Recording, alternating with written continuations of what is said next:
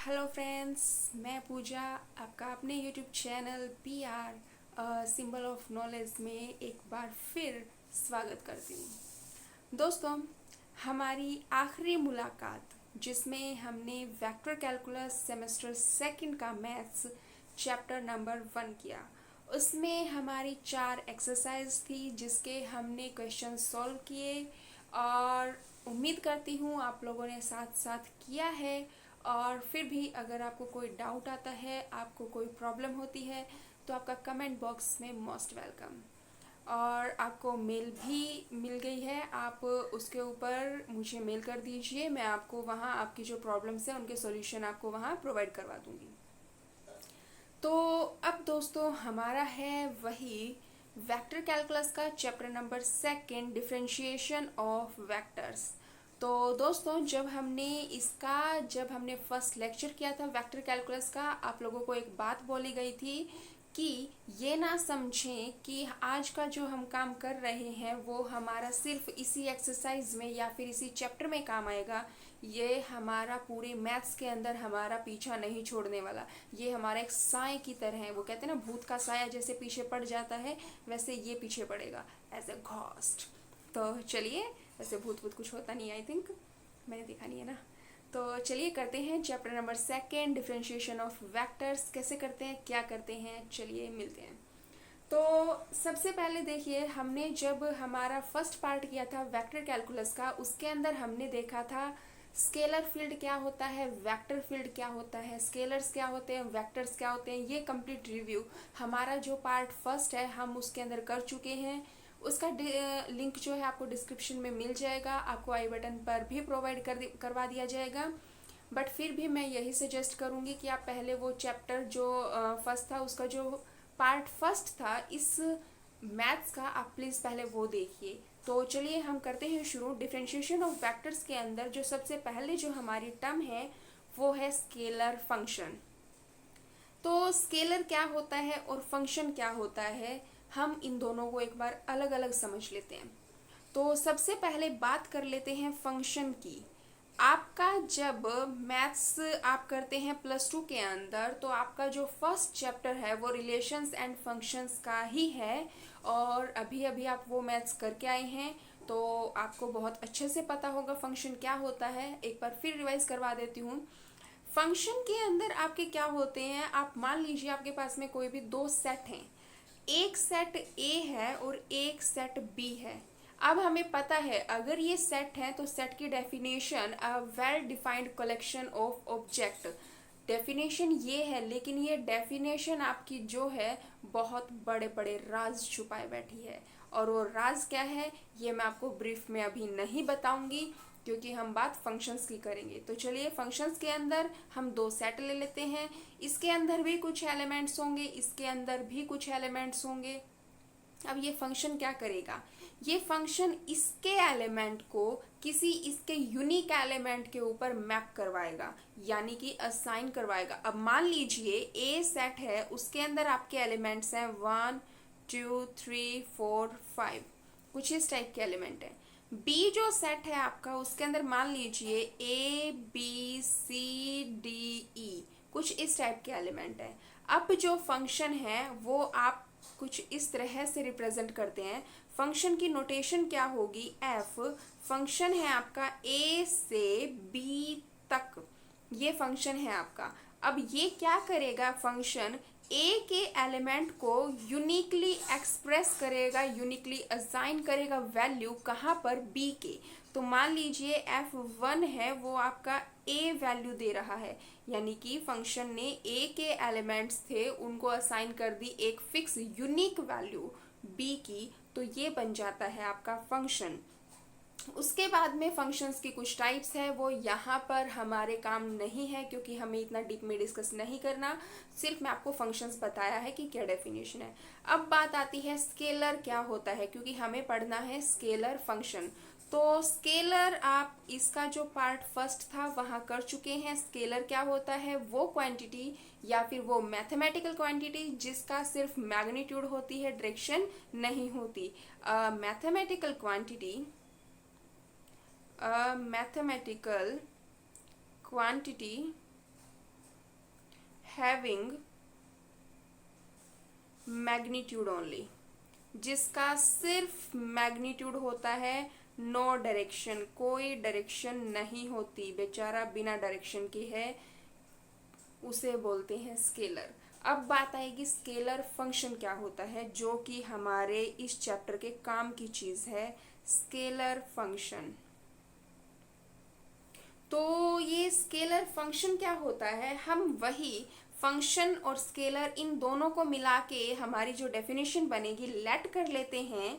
D हमारा कोई भी सेट ऑफ रियल्स है। सेट ऑफ रियल्स का मतलब क्या है कि डी के अंदर मान लेते हैं कोई एक्स टाइप के एलिमेंट हैं और जो सारे के सारे एक्स आपके रियल्स के अंदर से हैं, यानी कि सेट ऑफ रियल नंबर।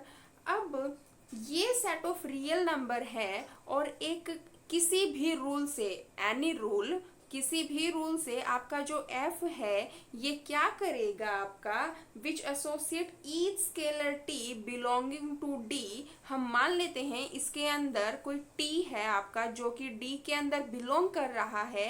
ये क्या करेगा फंक्शन, हर एक वैल्यू जो कि आपकी t टाइप की वैल्यू इस d के अंदर बिलोंग कर रही है, ये हमें कोई यूनिक वैल्यू देगा। फॉर ऑल टी बिलोंग करेगा आर के अंदर and for all x belong करेगा आर के अंदर, देयर एग्जिस्ट आएगा, सॉरी, क्योंकि यहाँ पर हमें यूनिक वैल्यू मिलेगी। तो वही फंक्शन, यानी कि ये हो गया हमारा स्केलर फंक्शन, और इसे हम क्या बोलेंगे, scalar function of variable T. T variable क्यों है, क्योंकि यहाँ पर जो हमारी टी की वैल्यू है वो चेंज होती जाएगी। टी भी हमारा एक रियल नंबर है और जो मिलेगा वो भी हमें एक रियल नंबर मिलेगा, लेकिन फंक्शन के लिए कंडीशन है कि यहाँ पर हर एक फिक्स वैल्यू के लिए हमें एक यूनिक वैल्यू ही मिलेगी। तो ये था हमारा जो है स्केलर फंक्शन। उसके बाद में बात आती है वेक्टर फंक्शन क्या होता है। वेक्टर फंक्शन, अब आपको पता है फंक्शन क्या होता है, आपको ये भी पता है वेक्टर क्या होता है। तो अब क्या करेंगे, अगर कोई भी वेक्टर को हमें पता है जो डायरेक्शन भी दे दे, तो ये डायरेक्शन के साथ साथ आपके किसी स्केलर को, ये क्या होगा, ये हमारा स्केलर ही है जो कि रियल्स के अंदर से है, और ये फंक्शन क्या करेगा, हमें एक यूनिक वैल्यू देगा, और जो वैल्यू मिलेगी वो भी हमारी क्या होगी, वेक्टर ही होगा। देखिए यहाँ पर हमें एक स्केलर वैल्यू मिली थी, लेकिन यहाँ पर मान लीजिए हमें कोई एक वेक्टर मिला है, तो ये वेक्टर कुछ ऐसा रिप्रेजेंट करेंगे। तो क्या वो फंक्शन जो कि आपकी किसी स्केलर वैल्यू पर असाइन करे वो वेक्टर फंक्शन, और जो हमें यूनिक वैल्यू, जो यूनिक रिजल्ट मिलेगा वो भी हमें एक वेक्टर ही मिलेगा, उसे बोलते हैं वेक्टर फंक्शन। अगर फंक्शन की डेफिनेशन क्लियर है तो आपको ये भी क्लियर हो जाएगा। उसके बाद में यहाँ पर हम इसको कुछ ऐसा भी रिप्रेजेंट कर सकते हैं, F of T is equals to, मान लीजिए f1t i plus f2tj plus f3tk। I J K क्या है आपके, आई जे के आपके यूनिट जो वेक्टर है वो है along the X axis, Y axis and Z axis, और जो f1t, f2t, f3t है ये कंपोनेंट है आपके इस वेक्टर फंक्शन के, where f1t, f2t, f3t are, ये क्या है आपके, are components of function f, जो वेक्टर फंक्शन है उसका, एंड आई जे के आर यूनिट वेक्टर्स, ये आपके यूनिट वेक्टर्स हैं along X axis, Y axis and Z axis. तो हम पूरी जो हमारा सेकंड चैप्टर है और जो आगे के फर्दर हमारे जो भी चैप्टर्स आएंगे, हम एफ ऑफ टी को कुछ ऐसा ही रिप्रेजेंट करेंगे। कई बार एफ ऑफ टी आपका पोजीशन वेक्टर भी हो सकता है। देखिए मैंने ये नहीं कहा कि हर बार, लेकिन इन केस कभी कभी जब ये कंडीशन दे देगा तो हम इसको क्या लेके चलेंगे, एज अ पोजीशन वेक्टर भी। और पोजीशन वेक्टर को हम हमारा जो +1 क्लास है वहाँ से, और हमारे जो जो हमारी जो क्लासेस थी हम वहाँ से करते आए हैं 10th 9th से भी, कि हमारी जो पोजीशन वेक्टर है हम उसको आर से रिप्रेजेंट करते हैं। तो कभी कभी आर और एफ ऑफ टी हम कुछ ऐसा भी लिख सकते हैं। और वरना जो हमारा क्या पोजीशन वेक्टर होगा, हम उसको कुछ ऐसा लेके चलेंगे, एक्स आई प्लस वाई जे प्लस जेड के। ये हमारा जनरल पोजीशन वेक्टर चलेगा, लेकिन किसी किसी केस में हम इसको ये भी ले लेंगे। अब इसके आगे क्या कहता है वो देखिए। तो इसमें जो आपकी limit of a vector function है वो क्या कहती है, देखिए। Limit of a vector function, इसके अंदर जो हम पीछे हमने जब हमारा फर्स्ट सेमेस्टर में कैलकुलस का मैथ्स होता है वहाँ भी हम कर चुके हैं लिमिट, और हम हमारी जो +2 क्लास है हमने कॉन्टिन्यूटी और लिमिट वहाँ भी डिफरेंशिएबिलिटी वहाँ भी किया था। लेकिन हमने वेक्टर फंक्शन के केस में शायद हम फर्स्ट टाइम कर रहे हैं। तो limit of a vector function same वैसे ही है, बस यहाँ फर्क सिर्फ ऊपर वो एरो हेड आ जाता है और कोई फर्क नहीं है। अब देखिए इसको कुछ हम ऐसे कर लेते हैं कि limit of a vector function के अंदर मान लीजिए कोई एक बॉय है एंड एक गर्ल है, एक लड़का और एक लड़की है। एक लड़का मतलब उस लड़की को कुछ कह देते हैं, तो वो लड़की उसको गुस्से की नज़र से देखती है। बट इंटरेस्टिंग बात पता है क्या है? इंटरेस्टिंग बात ये है कि वो लड़का भी एक मैथमेटिशियन है और वो एक लड़की भी मैथमेटिशियन है। अब यहाँ बॉय है और यहाँ गर्ल है। अब इन दोनों के बीच में इतना डिस्टेंस है, तो ये लड़की इसको मतलब स्लैप करने की कोशिश करती है। अब ये कहता है ठीक है मैं स्लैप यानी कि थप्पड़ लगवा लूँगा, लेकिन मेरी एक कंडीशन है। वो लड़की कहती है क्या कंडीशन है? कहते कंडीशन ये है कि आप मेरे ऊपर मतलब कुछ फेंक सकती है, मुझे मार सकती है, लेकिन मुझे टच नहीं होना चाहिए। अब ये भी मैथमेटिशियन है। अब ये कहती है ठीक है।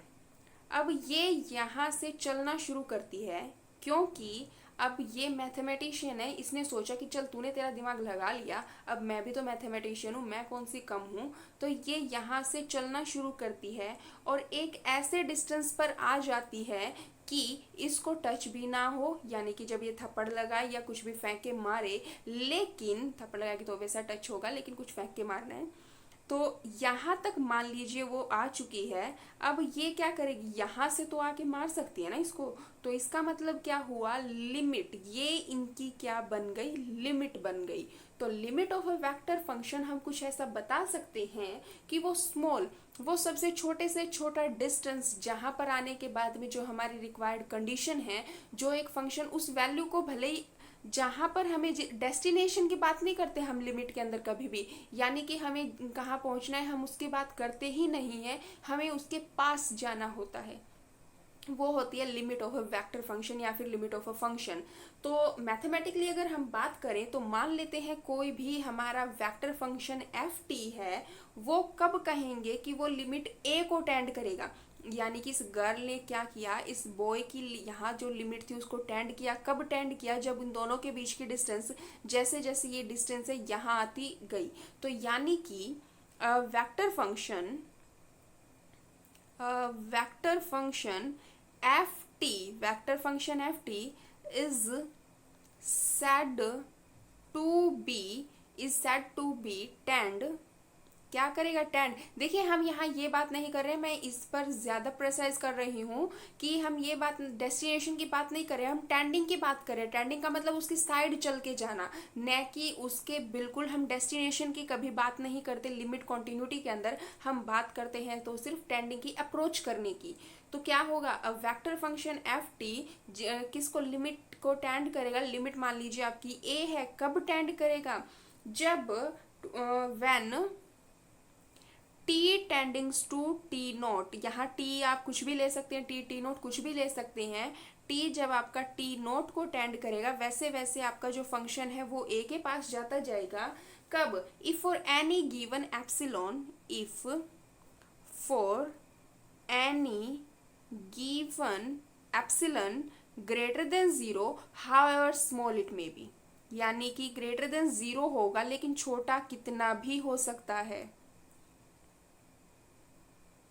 small it may be, then there exists a positive real number delta greater than zero, condition क्या होगी, such that vector function f of t minus a less than epsilon when ever t minus T not less than delta हो जाएगा। ये condition होती है आपकी limit की। अब वो कैसे बनेगी देखिए। अब हम ये कंसिडर कर लेते हैं कि जो आपका vector function F of T है, मान लीजिए आपको कोई कहे कि मुझे ये वेक्टर फंक्शन एफ टी है, ठीक है भाई फंक्शन दे दिया। अब ये कहेगा कि मुझे इसकी लिमिट बतानी है, तो सामने वाला आपको एक एप्सिलॉन देगा। अब वो पॉकेट से आपको एक एप्सिलॉन निकाल के दे रहा है कि लीजिए मैंने अपना एक एप्सिलॉन दे दिया, ठीक है जी दे दिया, उसने एक फंक्शन दे दिया, ठीक है दे दिया। अब आपको क्या करना है, इसकी लिमिट बतानी है। तो जैसे जैसे क्या करेगा, जैसे जैसे वो आपको ये फंक्शन ये जो एप्सिलॉन देगा, आप उसकी ये कंडीशन सेटिस्फाई करेंगे, आप अपनी साइड से एक डेल्टा फाइंड करेंगे। बस आप अपनी साइड से क्या करेंगे, एक डेल्टा फाइंड करेंगे। जब ये लेस देन आ जाएगा, लेस देन की कंडीशन सेटिस्फाई कर देगा, तब आपकी लिमिट मिल जाएगी। जब तक ये ग्रेटर देन आता रहेगा, अब मान लीजिए उसने सारे ही आपको एप्सिलॉन ऐसे दिए जो ग्रेटर देन है, आप क्या कहेंगे, नहीं जी हम तो नहीं खेलते। क्यों? क्योंकि आपके पास आप वो सारे इकट्ठे करके लेके गए हुए हैं उस फंक्शन के लिए। कोई भी फंक्शन आपको दे दे, लेकिन आपके पास में सारे ही एप्सिलॉन और सारे ही डेल्टा आपके पास ऐसे हैं जो लेस देन होने चाहिए, तभी वो लिमिट की कंडीशन होगी, अदरवाइज नहीं होगी। तो यानी कि लिमिट ऑफ अ फंक्शन क्या हो जाएगा कि आपके पास से मान लीजिए यहाँ पर ये वैल्यू a है, तो जो ये फंक्शन एफ टी यहाँ है, ये इसकी ओर बढ़ता जाएगा बढ़ता जाएगा बढ़ता जाएगा, यानी कि इसकी डिस्टेंस क्या हो रही है, कम हो रही है। कब? किसी एक फिक्स नंबर से, किसी एक फिक्स पर्टिकुलर नंबर, ये एप्सिलॉन है, इस पर्टिकुलर नंबर एप्सिलॉन से क्या, फॉर एनी गिवन, ये हमें अगला बंदा देगा, इस नंबर से छोटी होनी चाहिए। कब? हम एक ऐसा डेल्टा चूज कर ले कि जब t माइनस टी नोट करें तो वो लेस देन डेल्टा हो। तो ये होती है हमारी limit of a vector function. ये हम न्यूमेरिकली सॉल्व करेंगे। उसके बाद में बात करते हैं हम यहाँ पर limit of a vector function की अलजेब्रा की। अलजेब्रा की मान लीजिए आपके पास में दो वेक्टर फंक्शन हैं, एक एफ ऑफ टी और एक जी ऑफ टी। इनके ऊपर हम ऐड करके लिमिट अप्लाई कर रहे हैं T tendings to T not. तो क्या मिल जाएगा यहाँ पर, हम इसको कुछ ऐसा भी कर सकते हैं, limit T tendings to T naught F of T plus में limit T tendings to T naught G of T. तो ये अलजेब्रा है, सब्ट्रैक्शन होगा तो यहाँ सब्ट्रैक्शन आ जाएगा, मल्टीप्लिकेशन की केस होगी तो मल्टीप्लिकेशन आ जाएगी। और हाँ, आपको ध्यान रखना है मल्टीप्लिकेशन हमारी नॉर्मल मल्टीप्लिकेशन नहीं है, यहाँ हम डॉट प्रोडक्ट की और क्रॉस प्रोडक्ट की बात करते हैं। अगर ये डॉट प्रोडक्ट है तो लिमिट आगे पीछे लगा देंगे, कोई फर्क नहीं पड़ता। लेकिन आप क्रॉस प्रोडक्ट करेंगे तो पहले एफ के ऊपर लगेगी, फिर क्रॉस में जी के ऊपर लगेगी। लेकिन अगर आप पहले जी के ऊपर लगा रहे हैं फिर इसके ऊपर, तो भाई अपनी साइड से एक माइनस वहां पर अच्छे से सेट कर दीजिएगा ताकि वहां आंसर में गड़बड़ ना हो। इसके बाद में हमारी बात आती है, देखिए हमने हमारा वेक्टर फंक्शन अभी देखा कि इसको हम कुछ ऐसा लिख देते हैं। ये हमारा जो वेक्टर फंक्शन था हमने उसको कुछ ऐसा लिखा। अब देखिए यहाँ पर जब हम इसकी लिमिट फाइंड करेंगे, इसकी लिमिट कब एग्जिस्ट करेगी, कब एग्जिस्ट करेगी कि इसके जो कंपोनेंट्स हैं इनकी लिमिट एग्जिस्ट करेगी। अगर इनके कंपोनेंट की लिमिट एग्जिस्ट नहीं करेगी तो इस फंक्शन की भी लिमिट एग्जिस्ट नहीं करेगी, वेक्टर फंक्शन की।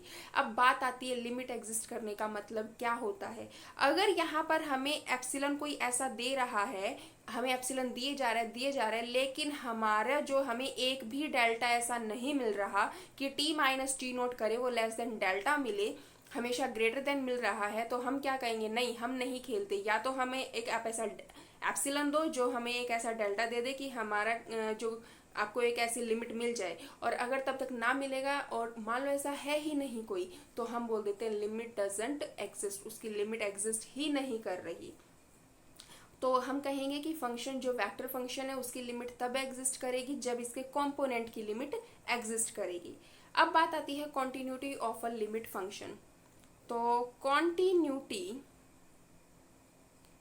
ऑफ अ वेक्टर फंक्शन, ये भी हम हमारी जो +1 और +2 क्लास है वहाँ कर चुके हैं, और जो हमारा प्रीवियस जो मैथ्स था कैलकुलस हम वहाँ कर चुके हैं। तो जो वेक्टर फंक्शन f है वो कॉन्टिन्यूअस होगा। मान लीजिए हमारा फंक्शन है vector function f, scalar variable t का, अब हम किसी एक पॉइंट ए के ऊपर या किसी टी पॉइंट के ऊपर मान लीजिए किसी लेट कर रहे हैं T equals to T naught के ऊपर, हमें इसकी कॉन्टिन्यूटी चेक करनी है। कॉन्टिन्यूटी का मतलब आप इन जनरल समझते क्या हैं? मान लीजिए आपका कॉन्टिन्यूटी का मतलब जहाँ पर कोई भी ब्रेक ना हो। हम ग्राफिकली कॉन्टिन्यूटी और लिमिट की जो कंडीशन है ग्राफिकली हम काफ़ी अच्छे से समझ सकते हैं ज्योमेट्रिकली। अब मान लीजिए आपके पास में साइन एक्स का ग्राफ होता है, ये जो साइन एक्स है इसका ग्राफ कहीं भी ब्रेक नहीं करता। तो ये जो साइन एक्स है क्या है, यहाँ पर अगर हम इस साइड से बात करें तो कुछ ऐसा ऐसा ऐसा चलता जाता है, तो साइन एक्स क्या है, कॉन्टिन्यूस फंक्शन है। लेकिन अगर हम बात करें, मान लीजिए जैसे कि आपका एक्स स्क्वेयर, खाली एक्स की ही बात कर लेते हैं, वाई इक्वल्स टू एक्स है, ग्राफ क्या है, एक स्ट्रेट लाइन है, यानी कि ऐसे फंक्शंस क्या होंगे, कॉन्टिन्यूस फंक्शंस होंगे। और अगर हम यहाँ पर ग्रेटेस्ट इंटीजर की बात करें, या फिर हमारा जो फ्रैक्शनल फंक्शन है उसकी बात करें, या फिर सिग्नम फंक्शंस की बात करें, ये सारे फंक्शंस हैं जो कि हमारे क्या होंगे, कॉन्टिन्यूस नहीं होंगे। तो कॉन्टिन्यूटी को हम ग्राफिकली भी रिप्रेजेंट कर सकते हैं, लेकिन अगर हम बात करें मैथमेटिकली की, तो हमारा कोई भी वेक्टर फंक्शन है, हमें उसकी कॉन्टिन्यूटी चेक करनी है किसी पॉइंट टी नोट के ऊपर, तो वो क्या कंडीशन दे दे, अगर ये डिफाइंड हो जाए कुछ ऐसा कि limit T tendings to T naught equal हो जाती है एफ ऑफ टी नोट के इक्वल। अगर ये चीज हो जाती है तो हम बोल देते हैं फंक्शन क्या है हमारा, कॉन्टिन्यूअस। या फिर हमारी जो दूसरी डेफिनेशन है, हम कुछ ऐसा कर दें कि F of T minus F of T not less than epsilon हो जाए। फिर से देखिए, less than epsilon for any given epsilon के लिए, वेन एवर, कब, T minus T not less than delta, और इस डेल्टा की वैल्यू जो भी होगी आपने अभी देखा वो इस एप्सिलॉन के ऊपर डिपेंड करेगी, तो हम फंक्शन को क्या बोल देते हैं, कॉन्टिन्यूअस बोल देंगे। अब फिर से जैसे हमने यहाँ पर देखा था कि आपका जो function vector function F T है उसकी लिमिट तब एग्जिस्ट करेगी जब आपके जो ये कॉम्पोनेंट फंक्शंस हैं इनकी लिमिट एग्जिस्ट करेगी। सेम यहाँ कॉन्टिन्यूटी के केस में, अगर ये तीनों कॉन्टिन्यूअस है आपके कंपोनेंट्स, तो ये भी कॉन्टिन्यूअस होगा, अदरवाइज नहीं होगा। अब इसके बाद में बात करेंगे डेरिवेशन की, यानी कि derivative of a vector function. देखिए भाई, मान लीजिए आपके पास में लेट कर लेते हैं r equals to F T एक वेक्टर फंक्शन है स्केलर वेरिएबल t का। अब यहाँ पर डेल टी आपका कोई भी स्मॉल चेंज है किसके अंदर, जो आपका जो ये t स्केलर वेरिएबल है इसके अंदर। अब मान लीजिए t है आपका स्केलर वेरिएबल, स्केलर वेरिएबल आपका t है, और इसके अंदर छोटा सा चेंज हुआ है तो उसको हम छोटे से चेंज को हमें पता है डेल टी से रिप्रेजेंट करते हैं। अगर इसके अंदर चेंज होगा, और ये r किसके ऊपर डिपेंड कर रहा है, इस फंक्शन के ऊपर डिपेंड कर रहा है। अगर जैसे जैसे आपका t चेंज होता जाएगा वैसे वैसे r भी चेंज होगा। कितना चेंज होगा, जितना इसके अंदर चेंज होगा। तो मान लीजिए डेल r के अंदर चेंज हुआ कुछ इतना, तो अब क्या बन जाएगा आपका, यहाँ पर r प्लस में डेल r। अब मान लीजिए कुछ ऐसा कर दे, अगर हम इसको, ये हमारा o कॉमन पॉइंट है और ये आपका r equals to F of T है, तो यहाँ से हम इसको कुछ अगर देखें तो ये बन गया आपका r प्लस में डेल r। क्या बन गया कि F T plus del T, कुछ इतना चेंज हुआ कि पहले जब t था आपका तब r दे रहा था, लेकिन जब r के अंदर थोड़ा सा चेंज हुआ, कितना चेंज हुआ, डेल r चेंज हुआ, तो r प्लस में डेल r किसके इक्वल हो जाएगा, t के अंदर भी चेंज हुआ, F T plus del T के इक्वल हो गया। अब अगर हम बात करें किसकी, ये है हमारा r प्लस में del r equals to F T plus del T, क्योंकि थोड़ा सा r था ये, अब यहाँ चेंज हुआ तो ये मिल गया। कितना चेंज हुआ, कितना चेंज हुआ, तो यानी कि बाद में जो चेंज हुआ और पहले था, अगर हम उनका डिफरेंस देखें तो हमें चेंज पता चल जाएगा। अगर हम इन दोनों को, जो इक्वेशन नंबर 1 और इक्वेशन नंबर 2 है, यहाँ से अगर हम सब्ट्रैक्शन करें तो हमें जो चेंज हुआ है वो पता चल जाएगा।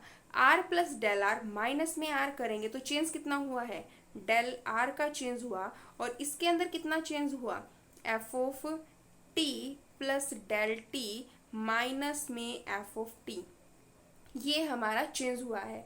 अब यहाँ पर यानी कि डेल आर जो चेंज हुआ वो कुछ ऐसा है, माइनस में एफ ऑफ टी। अब हमें इसका डेरिवेटिव फाइंड करना है, तो अगर डेरिवेटिव करें टी की रिस्पेक्ट में तो डेल आर ओवर यहाँ पर बात करें del T equals to F T plus में डेल टी माइनस में F of T divide by del of T.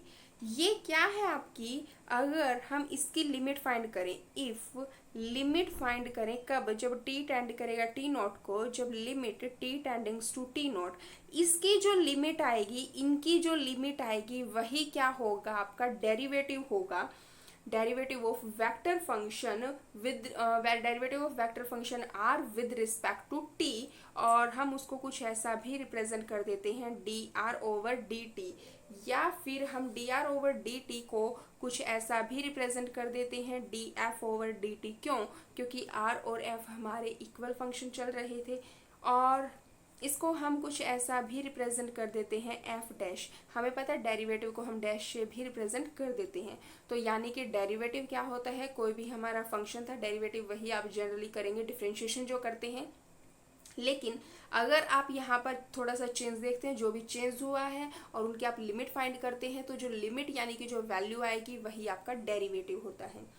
उसके बाद में यहाँ पर एक और चीज़ दोस्तों, अगर वेक्टर के अंदर जो आपका डिफरेंशिएशन होगा वो आपका क्या होगा, कंपोनेंट्स के साथ में। कंपोनेंट्स के साथ में कैसे, कि अगर आपके पास में जैसे आपने लिमिट और कॉन्टिन्यूटी में क्या था, सेम आपका यही है, f1ti plus f2tj plus f3tk, कुछ ऐसा दे रखा है आपको, ये चीज़ दे रखी है।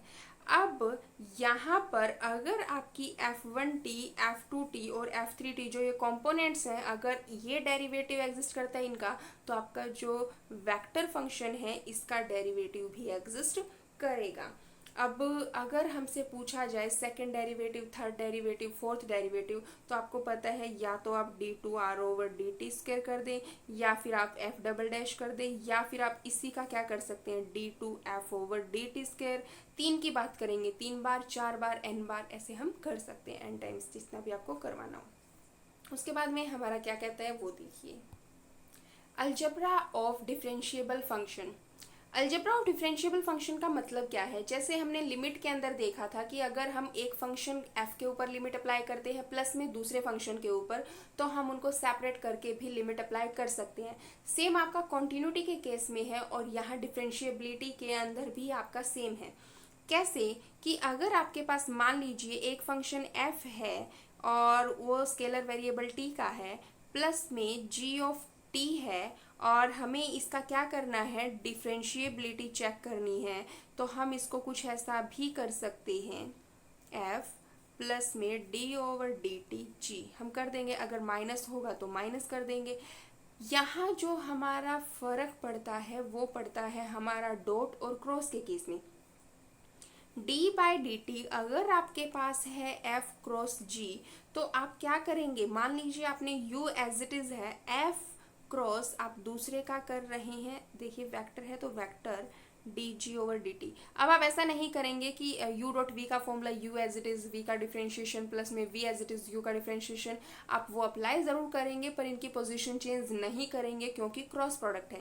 तो प्लस में D F over D T cross G होगा। लेकिन अगर आपके पास में कुछ ऐसा होता D by D T F dot G है, तो देखिए मान लीजिए आपने F D G over D T किया, और यहाँ से plus D F over D T dot G आपने ऐसा लिखा।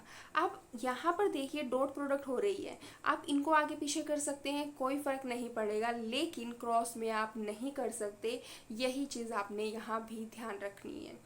अब इनके जो प्रूफ हैं आपके, ये एग्जाम्स में नहीं पूछे गए हैं। इनके जो प्रूफ हैं, हालांकि इनके प्रूफ आपके जो मैथ्स है उसके अंदर दे रखे हैं, आप चाहे तो वहां से एक बार देख सकते हैं, बट कभी ना पूछे गए हैं और काफ़ी इजी है क्योंकि आप क्वेश्चंस के अंदर इनको करेंगे, इसलिए मैं आपको नहीं करवा रही हूँ। लेकिन आपकी मर्जी है कि आप करें या ना करें, बट मैं आपको क्वेश्चन के अंदर करवा दूंगी।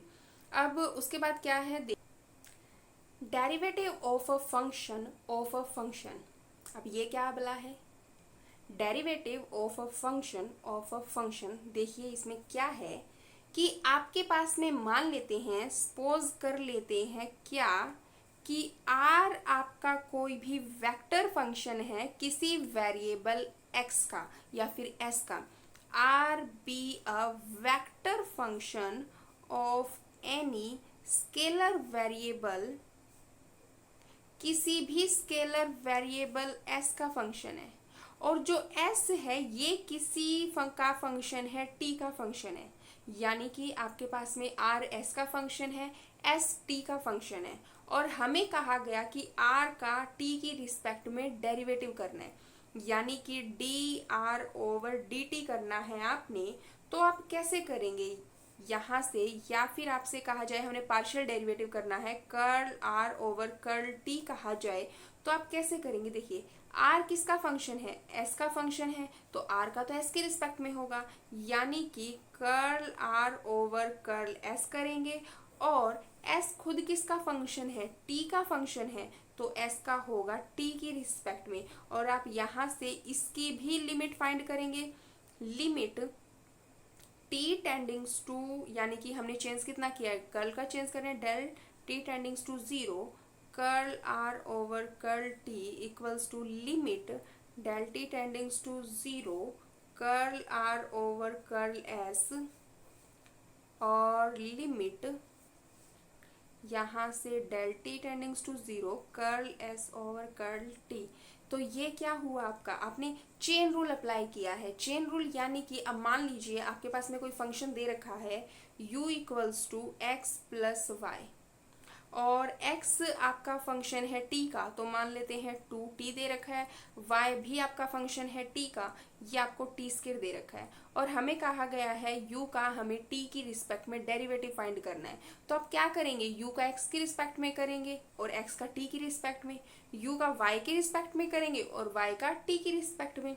तो क्या करेंगे आप, यहाँ पर मान लीजिए du ओवर dt करना है, तो आप क्या करेंगे, कर्ल u बाय में कर्ल x करेंगे, x का करेंगे t की रिस्पेक्ट में, प्लस में u का करेंगे y के रिस्पेक्ट में और y का करेंगे t की रिस्पेक्ट में। तो आपका डायरेक्ट आ तो जाएगा ना du ओवर dt।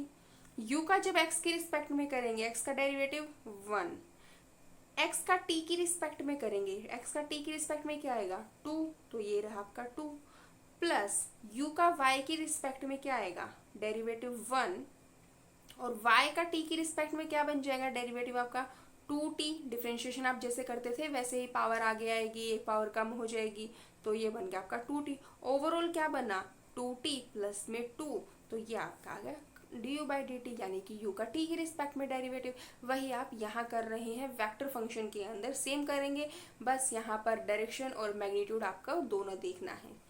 अब इससे नेक्स्ट क्या कहता है वो देखिए, कांस्टेंट वेक्टर्स क्या होता है, वो वेक्टर जिसके डायरेक्शन और मैग्नीट्यूड फिक्स होते हैं, यानी कि कभी भी चेंज ना हो, उसे बोल देते हैं हम कांस्टेंट वेक्टर। मान लीजिए आपके पास में कोई भी वेक्टर फंक्शन है, ये आपके पास में है 3i प्लस में 2j प्लस k, कोई ऐसा आपके पास में वेक्टर फंक्शन दे रखा है। हमें अब इसका मैग्नीट्यूड फाइंड करना है। मैग्नीट्यूड आपको पता है क्या होगा, 3 3 ज़ा 9, 2 2 ज़ा 4, 1 का स्क्वायर 1, और ये बन गया आपका रूट 14। यानी कि जो यहाँ पर ये मैग्नीट्यूड है इस वेक्टर फंक्शन का, ये आपका रूट 14 है। रूट 14 कभी चेंज नहीं होना, इस फंक्शन के लिए तो कभी चेंज होगा नहीं, तो यानी कि मैग्नीट्यूड क्या है आपका, फिक्स है। जो ये आपके 3 2 1 आपके जो पोजीशन वेक्टर की जो रिस्पेक्ट में आपने क्या जो पॉइंट्स हैं आपके किसी प्लेन के अंदर, ये भी क्या है, फिक्स है। यानी कि इनकी डायरेक्शन क्या हो गई, फिक्स हो गई। मैग्नीट्यूड फिक्स है, डायरेक्शन फिक्स है। उस वेक्टर को हम बोल देंगे कांस्टेंट वेक्टर। तो vector having magnitude and direction both are fixed doesn't change, known as constant vector. उसके बाद में यहाँ पर इनसे रिलेटेड कुछ थ्योरम्स है जो कि हम इस एक्सरसाइज के अंदर यूज करेंगे। उनके मैं रिजल्ट्स और उनका प्रूफ करवा रही हूँ, प्लीज ध्यान से देखिएगा। फर्स्ट जो थ्योरम है हमारी वो कहती है derivative of a constant vector function is a zero vector. यानी कि हमारे पास में एक वेक्टर फंक्शन लेके चलते हैं, लेट कर लिया एक वेक्टर फंक्शन है जो कि कांस्टेंट है, उसको हमने सी से रिप्रेजेंट कर दिया। अब इसके अंदर जो चेंज होगा वो क्या होगा, आर प्लस में डेल आर। हमें पता है अगर यहाँ पर 2 होता तो क्या 2 के अंदर कोई चेंज होता, यानी कि कांस्टेंट जो फिक्स क्वांटिटी हो गई है, फिक्स ही जब हमने उसको नाम दे दिया है तो उसके अंदर तो कोई चेंज नहीं होना। कांस्टेंट बोला है तो कांस्टेंट के अंदर तो कोई चेंज नहीं होगा, इसका मतलब वो हमें देगा सी। अब अगर हम देखें कि चेंज कितना हुआ है तो इसको इक्वेशन सेकंड माइनस कर दें इक्वेशन 1, तो क्या मिलेगा, डेल आर इक्वल्स टू 0 मिलेगा। अब अगर हम इसका टी की रिस्पेक्ट में डेरिवेटिव करें, curl R over curl T equals to 0 का डेरिवेटिव तो 0 ही मिलेगा। अब जब हम लिमिट फाइंड करेंगे यहाँ पर, तो लिमिट 0 की लिमिट क्या मिलेगी, 0। यानी कि हम कह सकते हैं derivative of a constant vector function is a zero vector. देखिए यहाँ पर जीरो वेक्टर की बात है, यानी कि ये जो 0 है इसका मैग्नीट्यूड तो 0 है ही, बट इसके डायरेक्शन भी है कि किस डायरेक्शन में हमारा जो है कांस्टेंट वेक्टर फंक्शन का जो डेरिवेटिव है वो 0 है। इसके बाद में दोस्तों एक इम्पॉर्टेंट थ्योरम है और उसका जो प्रूफ है वो आप मुझे कमेंट बॉक्स में कमेंट करके बताइएगा कि करवाना है या नहीं करवाना। हालांकि मैं करवाऊंगी पर अभी नहीं करवाऊंगी, तो अभी आपको करना है या नहीं करना वो मुझे आप कमेंट बॉक्स में कमेंट करके बताइएगा, वरना मैं बाद में करवाऊंगी। थ्योरम क्या कहती है कि every differentiable function is continuous function. ये आपकी थ्योरम है कि every differentiable function is continuous function but converse need not to be true. But यहाँ हम वेक्टर फंक्शन की बात करेंगे तो क्या है, every differentiable vector function is continuous vector function but converse need not to be true। इसका मतलब क्या हुआ वो देखिए, हर एक डिफरेंशिएबल जो फंक्शन होगा वेक्टर फंक्शन, हर एक जो डिफरेंशिएबल वेक्टर फंक्शन है, हम सिंपल फंक्शन के ऊपर भी यही कंडीशन होती है कि एवरी डिफरेंशिएबल वेक्टर फंक्शन जो होगा वो कॉन्टिन्यूअस तो होगा ही होगा, लेकिन कन्वर्स हो भी सकता है और नहीं भी। कि हो सकता है फंक्शन कॉन्टिन्यूअस है लेकिन डिफरेंशिएबल हो या ना हो ज़रूरी नहीं है, लेकिन ये ज़रूरी है कि जो डिफरेंशिएबल है वो कॉन्टिन्यूअस होगा ही होगा। तो यहाँ पर मैं आपको याद रखने के लिए कुछ ऐसा बता सकती हूँ कि सी और डी हम कुछ ऐसा याद रखते हैं, जो हमारे अल्फ़ाबेट्स चलते हैं पहले सी आता है फिर डी आता है। यानी कि अगर हम इस साइड से मूव करके चले गए, डी तक आ चुके हैं, डी आया है, इसका मतलब सी था तभी तो डी आया। यानी कि डी है तो इसका मतलब सी है ही है, होगा ही होगा। तो यानी कि डिफरेंशिएबल है तो कॉन्टिन्यूअस होगा ही होगा। लेकिन अगर हम सी तक आए हैं, आगे जाए या ना जाए मर्जी है, इसका मतलब कॉन्टिन्यूअस है तो ज़रूरी नहीं है डी होगा या नहीं होगा। याद रखने के लिए आप ऐसा कर सकते हैं। इसके बाद में जो हमारी नेक्स्ट थ्योरम है इसके अंदर वो कहती है कि the necessary and sufficient condition for the vector function F of a variable to be constant, वो कंडीशन क्या है वो देखिए। हमारी जो थ्योरम है वो कहती है कि the necessary and sufficient condition for the vector function F of a scalar variable to be constant is D F over D T equals to 0। यानी कि हम यहाँ पर कंडीशन नेसेसरी और सफिशिएंट दोनों लेके चलनी है। हम पहले मान लेते हैं नेसेसरी कंडीशन के लिए, condition is necessary, condition is necessary. तो उसके अंदर हम कंसिडर कर लेते हैं कि जो हमारा वेक्टर फंक्शन है वो कांस्टेंट है। लेट कर लें कि जो वेक्टर फंक्शन है वो आपका कांस्टेंट है। अगर वेक्टर फंक्शन कांस्टेंट है तो हम वैल्यू क्या लेके चलते हैं, हमारी F of T equals to होता है f1ti plus f2tj plus f3tk। हम कुछ ऐसा लेके चलते हैं। अब आपको पता है कि अगर फंक्शन कांस्टेंट है हम उसका डेरिवेटिव करेंगे df/dt, तो ये क्या मिलेगा 0i plus 0j plus 0k। क्योंकि यहाँ पर जो फंक्शन है वो टी के ऊपर डिपेंड ही नहीं कर रहा, इंडिपेंडेंट ऑफ टी है। इसका मतलब क्या हो गया, कांस्टेंट था तो 0 हो गया। अगर सफिशिएंट कंडीशन की बात करें हम, सफिशिएंट के अंदर अगर हमारा डेरिवेटिव 0 है तो यहाँ पर मान लेते हैं कि इसके जो फंक्शन के हमारे क्या कंपोनेंट्स एग्जिस्ट कर रहे हैं, और वो कंपोनेंट कुछ ऐसे हैं f1t प्लस f2tj और ये रहा आपका i f3tk। अब यहाँ पर अगर हम डेरिवेटिव करेंगे df/dt equals to df1/dt i plus df2/dt j plus df3/dt k। ये हमने कर दिया डेरिवेटिव। अब देखिए, अगर df/dt 0 है तो ये चीज़ भी 0 होगी आपकी। 0 equals to df1/dt i plus df2/dt j plus df3/dt k। ये यहाँ पर जब हम कंपेयर करेंगे तो यानी कि जो फर्स्ट कंपोनेंट था उसका डेरिवेटिव 0, जो सेकंड कंपोनेंट था उसका डेरिवेटिव भी 0, जो थर्ड कंपोनेंट है उसका डेरिवेटिव भी 0। इसका मतलब क्या हो गया कि हमारी जो कांस्टेंट वेक्टर फंक्शन होगा उसका जो स्केलर वेरिएबल होगा वो भी उसका डेरिवेटिव क्या होगा, 0 होगा। इससे जो नेक्स्ट थ्योरम है वो देखिए, हमारी जो थ्योरम है वो कहती है कि the necessary and sufficient condition for the vector function f of t have constant magnitude is, condition क्या होगी कि f dot df/dt equals to 0 होगा आपका।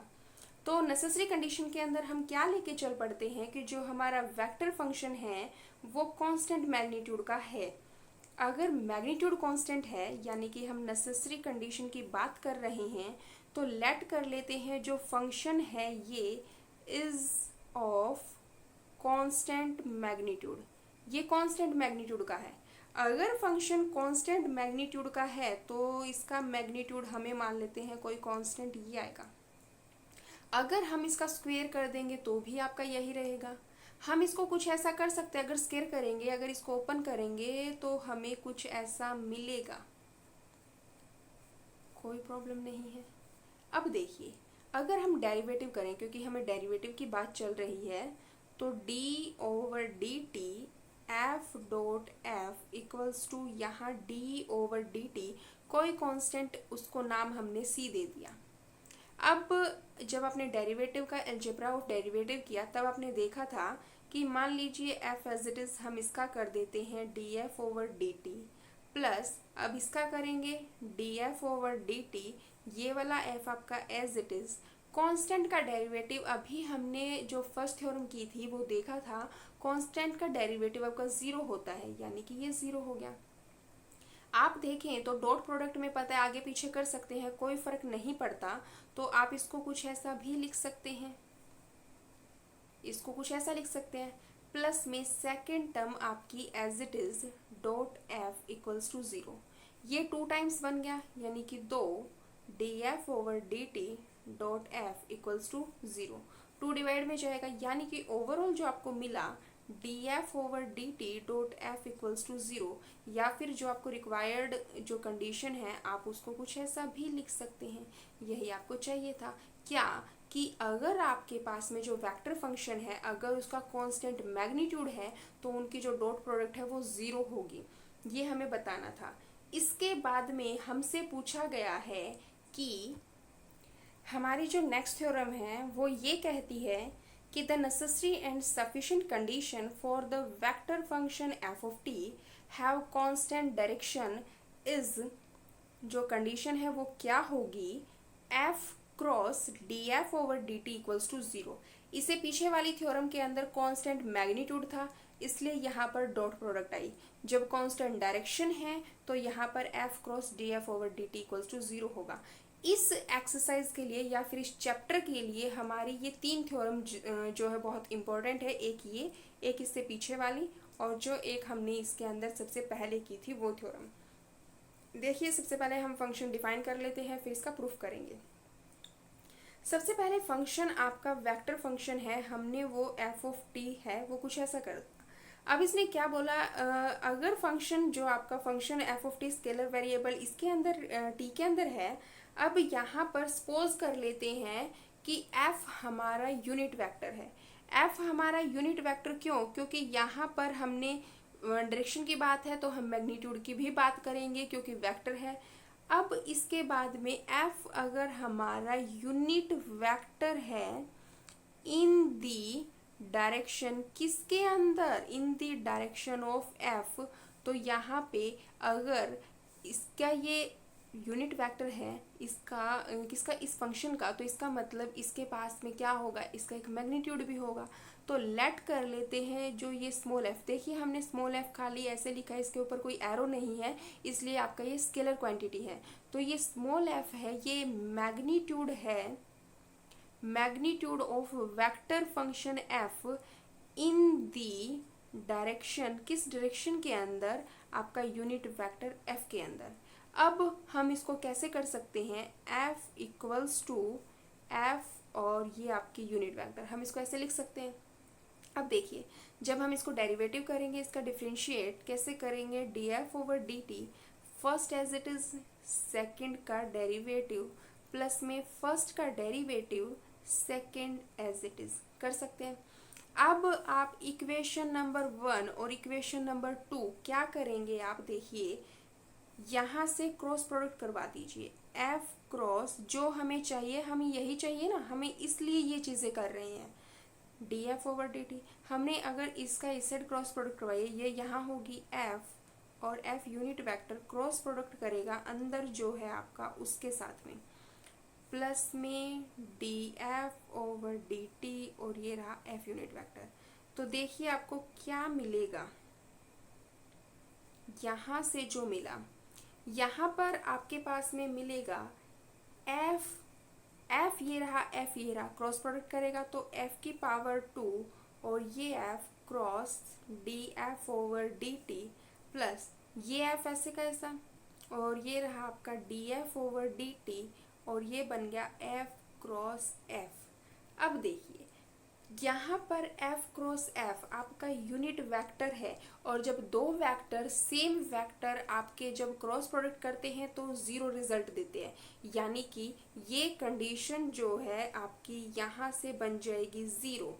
ये जीरो कैसे बनी, आपको पता है कि जब दो आइडेंटिकल वेक्टर्स क्रॉस प्रोडक्ट करेंगे तो जीरो देंगे। यहाँ ये पावर 2 क्यों आई, बहुत के दिमाग में आएगा, लेकिन अभी मैंने ऊपर बताया कि ये मैग्नीट्यूड है, यानी कि आपकी स्केलर क्वांटिटी है, और स्केलर क्वांटिटी तो स्क्वायर कर ही सकती है, यानी ये मैथमेटिकली न्यूमेरिकल क्वांटिटी है, कोई फर्क नहीं पड़ना। अब देखिए आपके पास में जो बना वो कुछ ये आया, F square F unit vector D F unit vector over D T, क्यों ये जीरो हो चुका है तो ये सारी टर्म जीरो हो जाएगी, ये हमारे पास आया। अब हमने क्या करना है, हमारे पास में इस चीज़ को हमें ज़ीरो लेके आना पड़ेगा, तभी तो जो हमारा रिक्वायर्ड रिजल्ट है वो हमें मिलेगा। अब जो इसने कंडीशन दी है हम वो लेके चलेंगे कि हैव कांस्टेंट डायरेक्शन। तो सबसे पहले डायरेक्शन की बात है तो हम नेसेसरी और सफिशिएंट दोनों कंडीशंस पर आ जाते हैं। पहले बात करेंगे नेसेसरी कंडीशन की। अगर इसके पास में डायरेक्शन कांस्टेंट है, अगर एफ के पास में डायरेक्शन कांस्टेंट है तो इसका मतलब कि ये जो इसका यूनिट वेक्टर है इसके पास में भी डायरेक्शन कांस्टेंट होगी, और कांस्टेंट डायरेक्शन है तो इसका मतलब दोनों की डायरेक्शन क्या होगी, सेम डायरेक्शन होगी। तो यहाँ पर अगर डायरेक्शन सेम होगी और कांस्टेंट डायरेक्शन होगी तो क्या हो जाएगा, जीरो, डेरिवेटिव जीरो हो जाएगा क्योंकि कांस्टेंट है।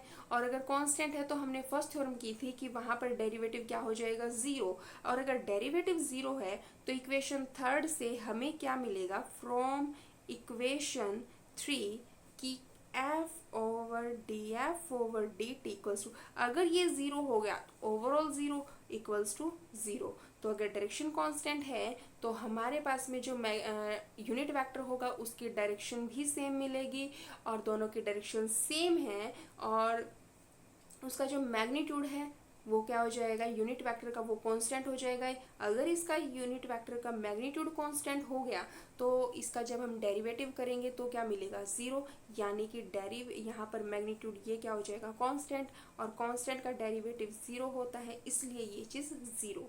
सफिशिएंट के अंदर जब हम बात करेंगे सफिशिएंट की, तो यहाँ पर लेट कर लेते हैं एफ क्रॉस, ये वाली चीज़ हमारी जीरो है, D F over D T अगर जीरो वेक्टर दे रहा है तो हम यहाँ पर तीसरी जो इक्वेशन है उसका यूज करके, अगर ये जीरो है तो इसका मतलब ये भी आपका जीरो होगा। तो F square F unit vector cross D F over D T, ये भी क्या देगा, जीरो वेक्टर देगा। अगर ये जीरो वेक्टर दे रहा है तो यहाँ पर ये क्या है आपका, ये तो स्केलर क्वांटिटी है क्योंकि ये मैग्नीट्यूड है वेक्टर फंक्शन का। तो यहाँ से मिलेगा D F over D T equals to zero, और अगर ये जीरो है, एफ के पास में कांस्टेंट मैग्नीट्यूड हो गया, और अगर कांस्टेंट मैग्नीट्यूड है तो हमने इससे जो लास्ट थ्योरम की थी, अभी जो पीछे वाली थ्योरम की थी, अगर मैग्नीट्यूड कांस्टेंट है तो क्या हो जाएगा, एफ हैज कांस्टेंट मैग्नीट्यूड। अगर मैग्नीट्यूड कांस्टेंट है क्या इंप्लाई करेगा कि आपका जो F dot D F over D T है वो हो जाएगा जीरो, और अगर ये जीरो हो गया तो इसका मतलब जो ये कंडीशन है वो क्या हो जाएगी, जीरो, और अगर ये कंडीशन जीरो हो गई तो इसका मतलब जो हमारा वेक्टर फंक्शन एफ है ये क्या हो जाएगा, कांस्टेंट। हमें यही तो प्रूव करना था।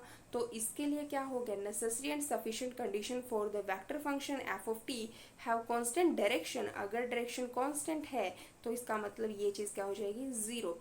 तो आज के इस लेक्चर के और इस चैप्टर सेकंड के हमारे जो इम्पोर्टेंट पॉइंट्स हैं वो तीन थ्योरम्स हैं, और वो तीनों थ्योरम क्या है, वो हमारे जो इस एक्सरसाइज के और इस चैप्टर के कह सकते हैं कि हमारे जो इम्पोर्टेंट रिव्यूज़ हैं, जो पॉइंट्स हैं वो क्या हैं, कि अगर फंक्शन खुद कांस्टेंट है तो उसका डेरिवेटिव ज़ीरो होगा, ये हमने थ्योरम कर ली है।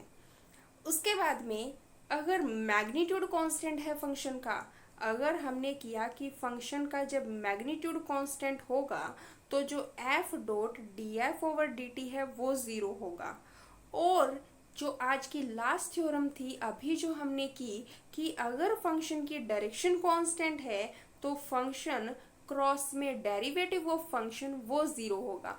ये जब तीनों थ्योरम्स, इनके जो रिजल्ट और इनका जो प्रूफ है वो अभी हम कर चुके हैं दोस्तों, काफ़ी इम्पोर्टेंट है, आप ट्राई कीजिए। आपको समझ नहीं आता है तो आप कमेंट बॉक्स में कमेंट करके बताइए, और क्योंकि ये इसलिए भी ज़रूरी है, इनके जो प्रूफ हैं और जो इनकी ये जो थ्योरम्स हैं ये आपकी एग्जाम्स के अंदर पूछी गई हैं, एमडीयू और केयू के अंदर तो मोस्टली पूछी जाती है, इवन सीबीएलयू भी इसको बारी बारी पूछ चुका है।